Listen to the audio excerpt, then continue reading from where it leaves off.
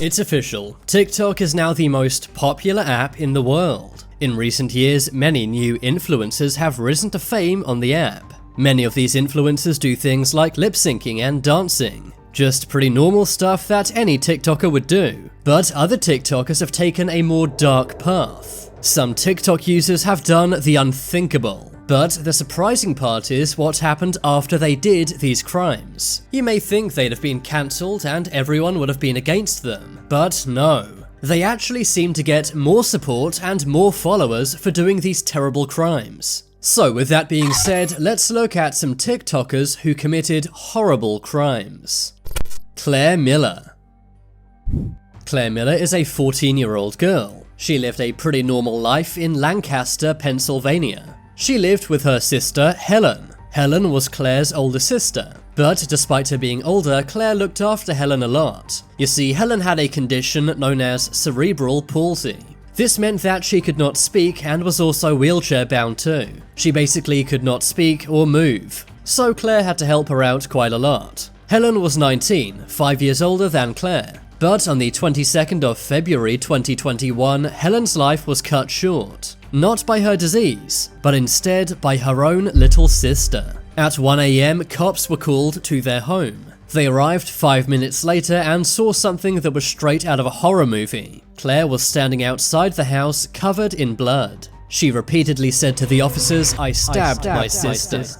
Cops then went into the house and found Helen Miller. There was a bloody pillow over Helen's face. When a cop moved the pillow, they saw something terrible. There was a large knife in Helen's neck. Paramedics were called to the scene, but by that time it was too late and Helen was not alive. It really does seem like something from a horror movie. Prior to doing the unspeakable, Claire was a fairly popular TikTok user. She went by the name Spirits and Such Consulting. She had over 22,000 followers and over 1 million likes. She would do dancing and lip syncing, pretty normal TikTok content. But when news broke about what Claire did to her sister, her TikTok exploded. She quickly gained thousands of new followers, and some comments even appeared to be supporting Claire. That is seriously messed up considering what she did to her own sister. But eventually TikTok did take her page down. But before TikTok removed her page, she had gained an additional 32,000 followers. It's so creepy, people would follow and support a killer. Prior to doing what she did, Claire was doing some very scary things. She believed she was a witch. She would draw witchcraft-related things on her walls. And one of her friends even said Claire experienced homicidal thoughts. But for some reason her friend did nothing about this. But the one question on everyone's mind is why on earth would Claire do this? What would drive a 14-year-old girl to take someone's life, much less the life of her own sister? Well, as of now, we simply don't know. If cops do know, then they have not disclosed it to the public just yet. But there are various theories which to me do make sense. Many believe that she was jealous of all of the attention Helen got. Because of Helen's disability, it seemed she got more attention than Claire, and Claire felt she was being pushed to the side. And others speculated that Claire may be worried about the financial strain on her parents. Helen having cerebral palsy was very expensive. They had to pay for full-time care, and lots of medical equipment too. So maybe Claire thought that it was a good idea to take her sister's life. That way her parents would not be so strained financially. Of course, this is a sick way to think, but clearly Claire was not in her right mind when she did this. It's very likely she may have been experiencing some form of psychosis. That would make sense as her friend said she did experience homicidal thoughts. Despite the fact that Claire is only 14 years old, she will be tried as an adult. That's because in Pennsylvania, if you commit first-degree murder, you are tried as an adult no matter what your age is. Right now, Claire is being held in an adult female prison. Right now, she is seeking an insanity defense. Also in Pennsylvania, first-degree murder means you go to jail for life. That is unless the death penalty comes into play. She will never be released from prison. But do you think that's fair considering she took Helen's life? What she did really is terrible. But if she really is insane, she needs to be given mental help. And then maybe later she could be released from prison. Right now the trial is still ongoing, and we'll simply have to wait and see what happens. Isabella Guzman.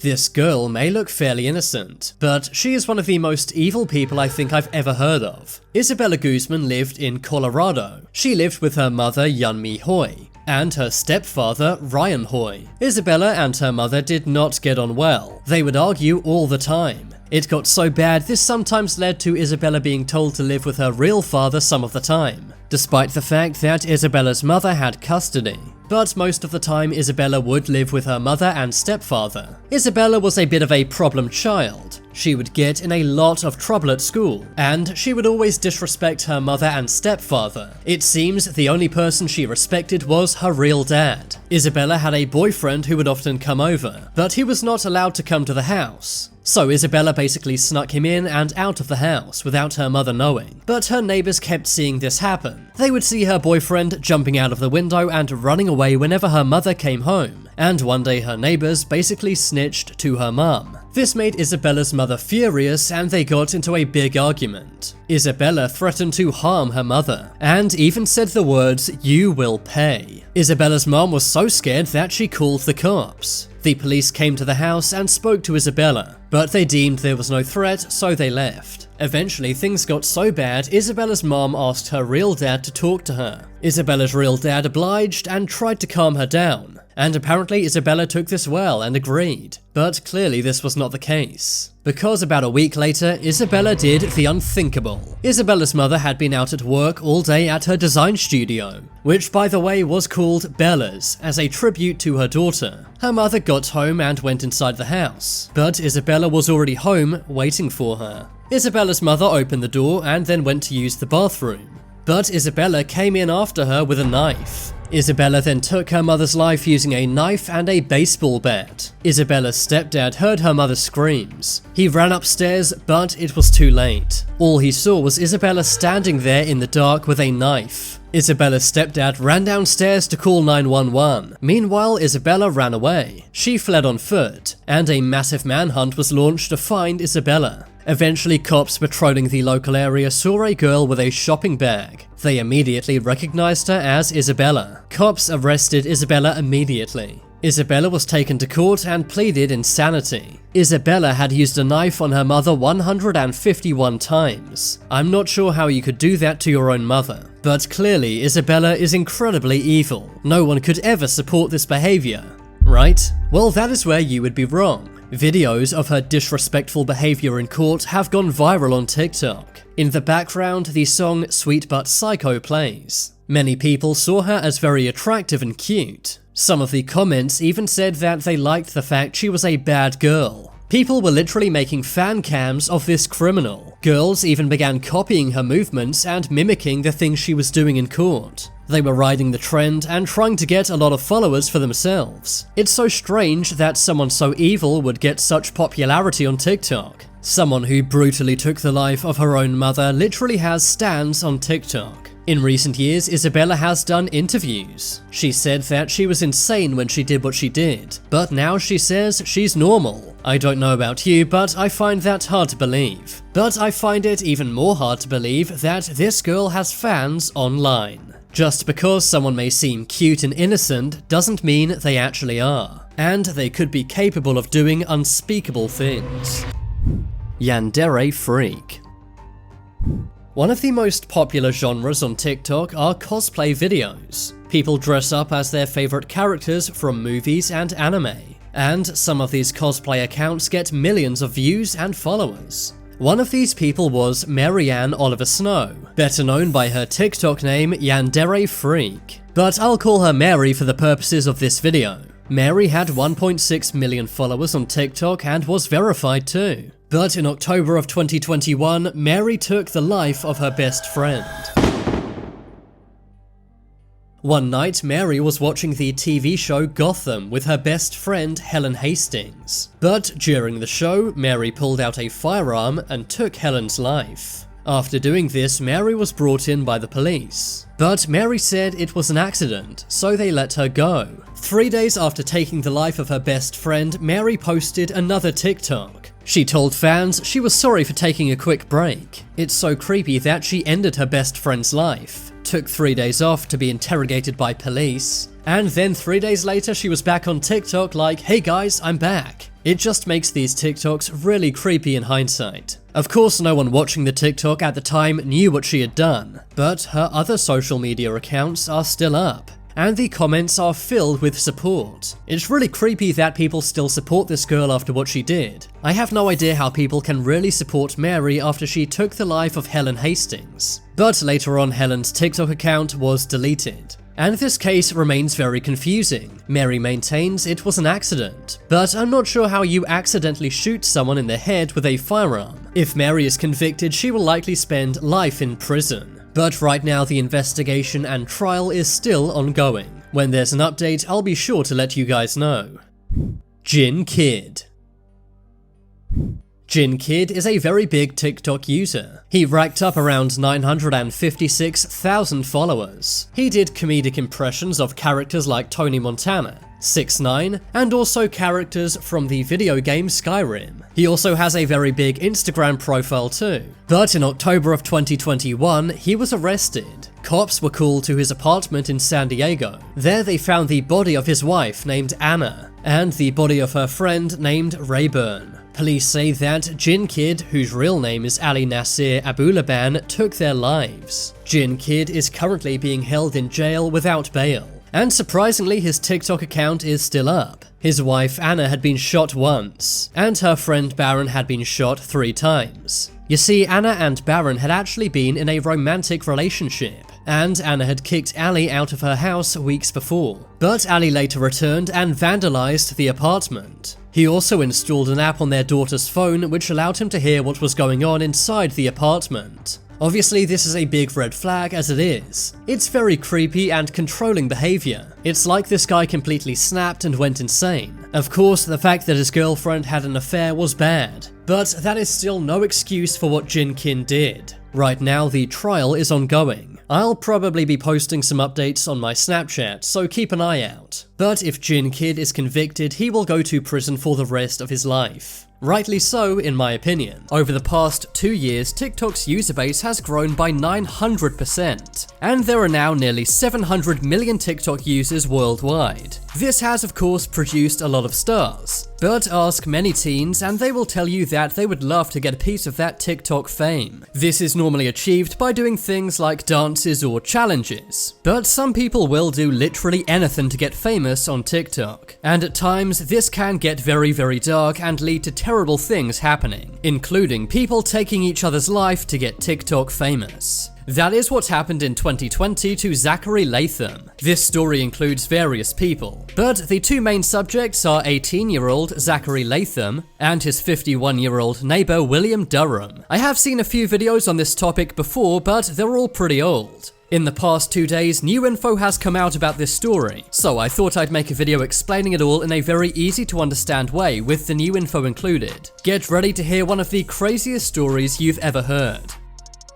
Our main story begins in August of 2020, but to really understand the guy we're dealing with here, Zachary Latham, let's back up a few years to 2018. The world was a totally different place then, before the pandemic and all of the crazy stuff which has happened recently. But life was even more different for Zachary Latham. He was yet to download TikTok and lived a pretty weird life. Not too much is known about his early life, but some internet sleuths have looked into him and found some things out. When he was 17, he was legally emancipated from his parents. This meant his parents no longer had legal authority over him, and instead he went to live with his grandparents in Vineland, New Jersey. Zachary was also known for having various cars. I'm not exactly sure how he afforded all of these cars, but I'm guessing he got them with his parents' or grandparents' money. On TikTok, he bragged about having a Nissan 350Z, and he also bragged about owning a Corvette at the age of 17. He also posted on this TikTok saying, "What's the speed limit?" and "Who wants to race?" So yeah, Zachary was a really cool guy, I guess. Aside from his cringy TikToks, he actually worked as a private in the New Jersey National Guard. This meant his job was to protect and serve his community, but that is the exact opposite of what he did.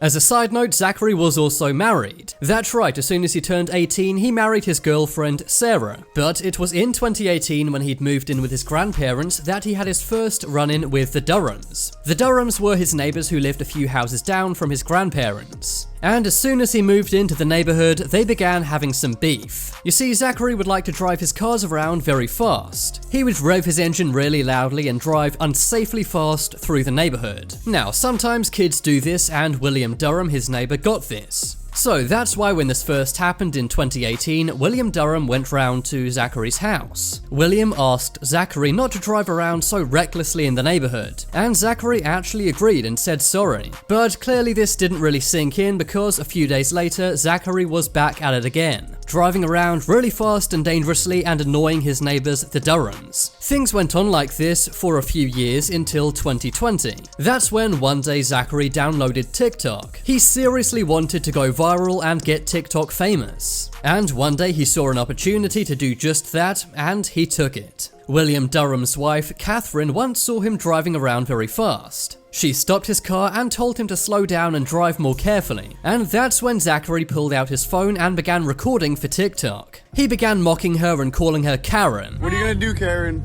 That's not my name, so get my name straight. Go ahead. You okay, Karen? Go ahead, get my tag. No, Get my tag, Karen. my name is not Karen, so get my name straight. Get my tag, it's okay. A45MFA. Sir, is an officer? All because my car is loud. 3 cop cars. Remember, this was summer of 2020 and the Karen meme was really getting big. And because you did not know the whole context, it did kind of seem like Catherine was being a Karen. The Karen TikTok quickly racked up 3 million views. And all of the commenters were pretty much on Zachary's side. After all, no one likes a Karen, right? In fact, his TikTok audience was kind of egging him on. Literally, they told him to egg the Durham's house. Some comments even suggested Zachary slash their car tires. And another comment ominously said, "Go after her." Now, most people would cool down and realize that maybe they took things too far. But that is not what Zachary did. Instead, he decided to keep the ball rolling and added fuel to the fire. He wanted to make the Karen videos a series on his TikTok page. After all, the first one got millions of views and he wanted that to be replicated over and over again. In one TikTok, Zachary identified Catherine Durham by her name, and he said that if the video got more than 1 million views, he would reveal the Durham's address. So he was basically trolling this family and posting their personal information online. During that summer, Zachary spent all day every day thinking of new ways to mess with his neighbors. After all, the more he did this and the more he recorded it, the more followers and likes he would get.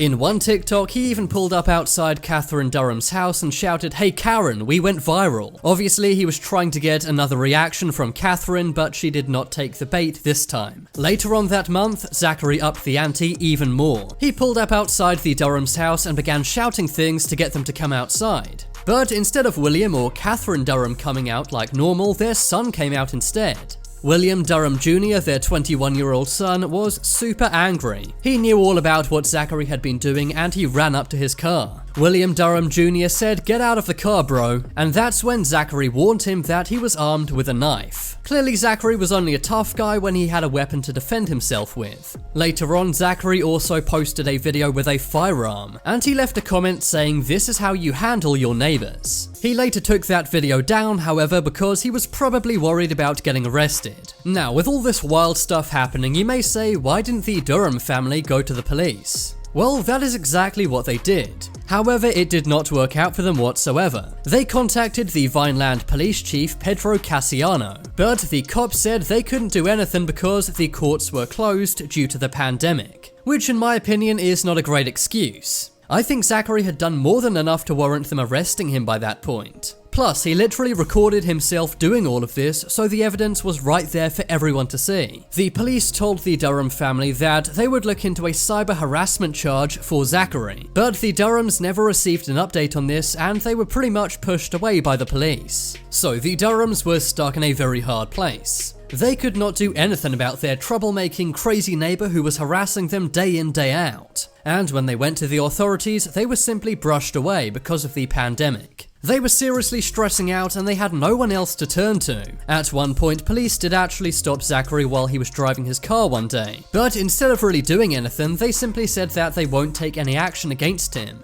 And Zachary responded in the only way he knew how. He pulled out his phone and began mocking the cop for TikTok likes. But you won't do anything even though you saw video proof, correct? Correct. Okay. He even makes fun of the cop, saying you won't do anything even though you saw video proof, right? To which the cop replies, correct. Now, the Durhams were good, law-abiding people. They did not want to harm Zachary or take matters into their own hands. But one day Zachary took things too far. One day, as he was driving his fast cars, he noticed William Durham Jr. riding his bike. That's when he swerved his car towards the Durham's son to try and hit him off his bike. Thankfully, Zachary missed and William Durham Jr. escaped with his life. But when he rode home and told his parents, this was the straw that broke the camel's back. The Durhams were fed up and police had taken no action and said that they wouldn't. So they decided something had to be done. One day while Zachary was driving out in his car, William Durham Sr. waited in his truck. When Zachary tried to drive back down the road to get into his driveway, William Durham stopped him. He used his vehicle to block the street to try and confront Zachary about what he'd done. At the same time, Catherine Durham ran up to Zachary and began recording him with her phone. Zachary apparently pushed away Catherine and got into his car again.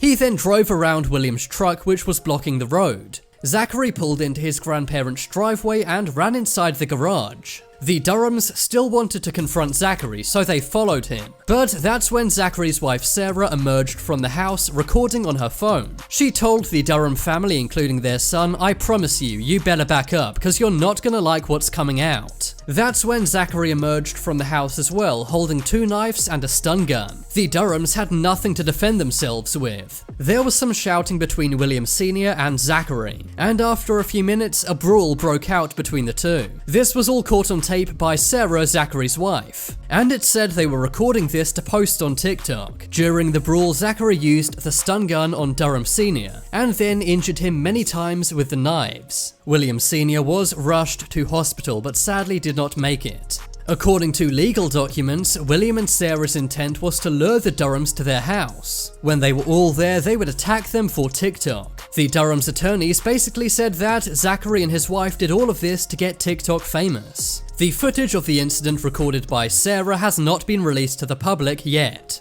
But when this goes to trial, I'm sure they will show the jury the footage. Now, after this happened, police finally took some action and arrested Zachary. But here's where things get even more insane. Zachary was only charged with first-degree manslaughter. That's because he claimed his actions were in self-defense. Catherine Durham and her son were charged with assault and trespassing, and Zachary did not even go to jail. That's right, it sounds insane, but he actually was released right after this. The judge did not deem him dangerous enough to be jailed, which is pretty insane once you know the full backstory. Now, you may think that if you were released from jail awaiting a court date, you would be on your best behavior. But that did not stop Zachary. In January of 2021, he was arrested yet again. You see, after he was released, Zachary moved to Florida, and while he was there, he got into some road rage.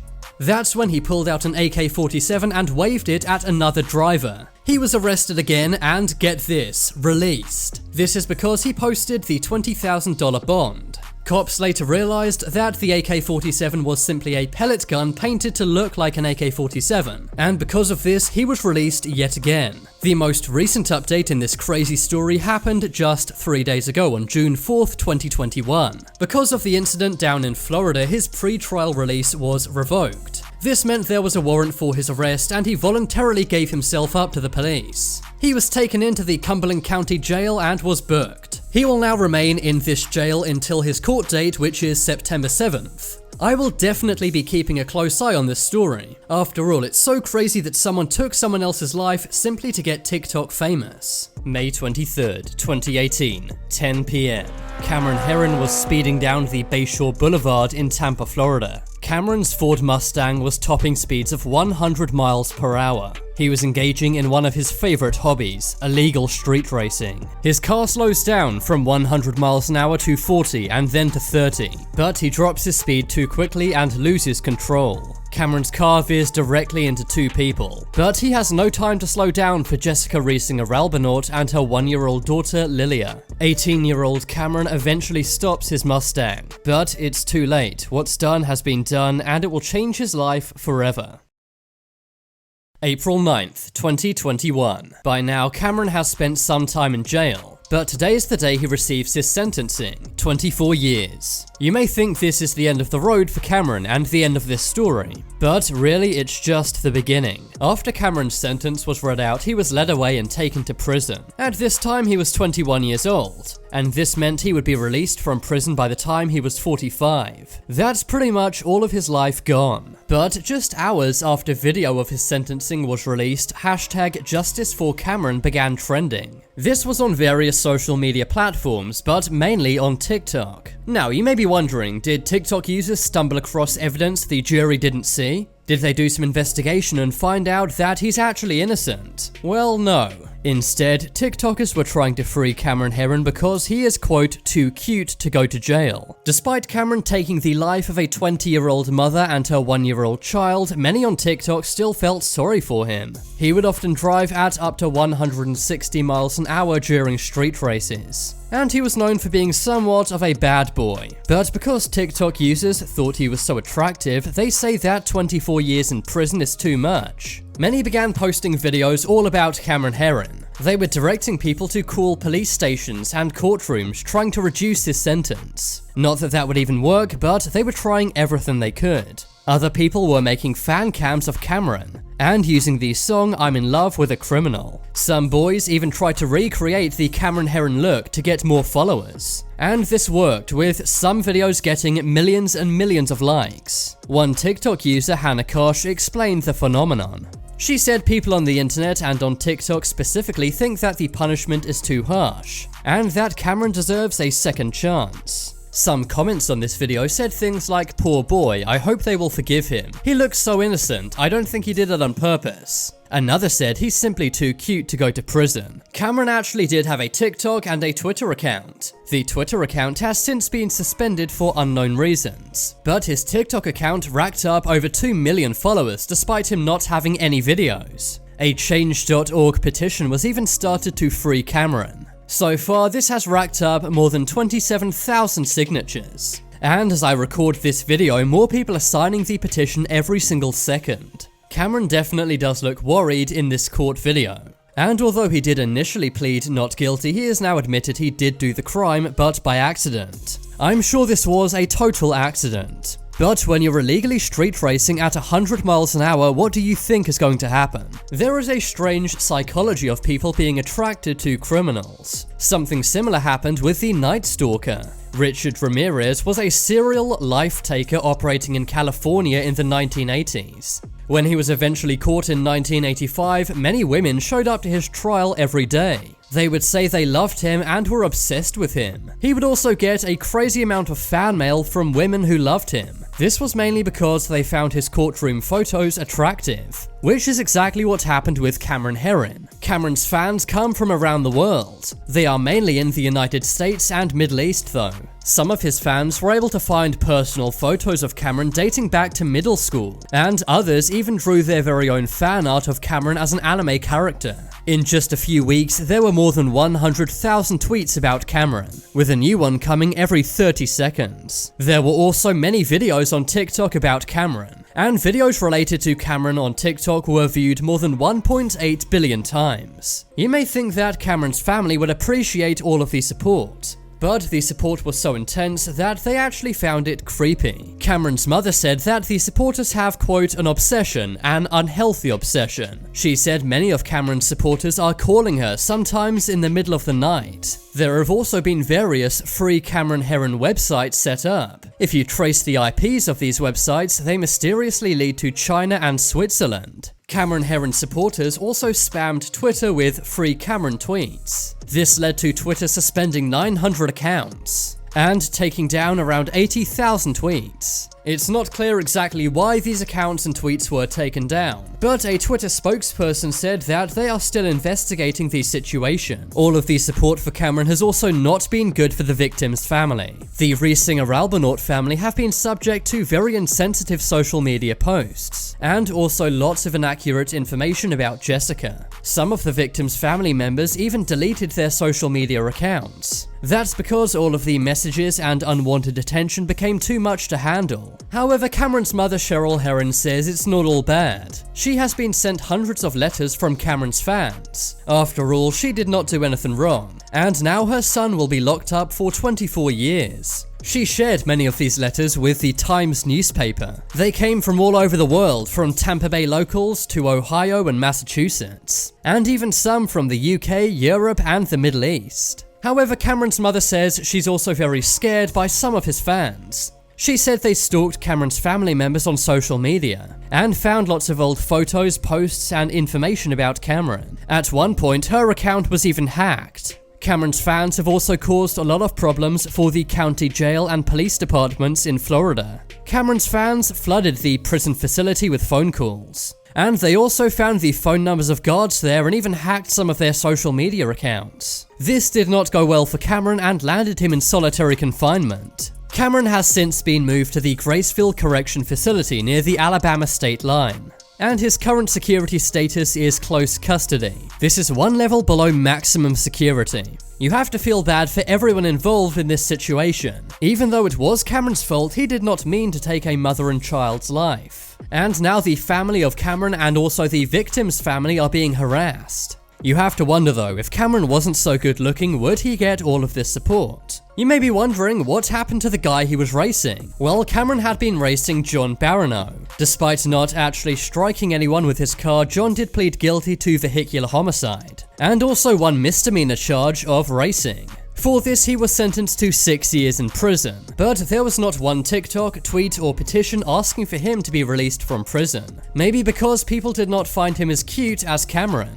There may be real cases of people who actually didn't do a crime but are in prison for it anyway. But this is not one of those times. Instead, it's simply lots of people on TikTok finding someone attractive and feeling sorry for them because of that. You have to put Cameron's looks aside and remember the crime he did. But now it's time to make your voice heard. Do you think that Cameron's sentence should be reduced, and if so, why? But as always, thanks for watching. There are some more videos on screen right now. Leave a like if you enjoyed, and if you haven't already, what are you waiting for? Subscribe to Top 10s.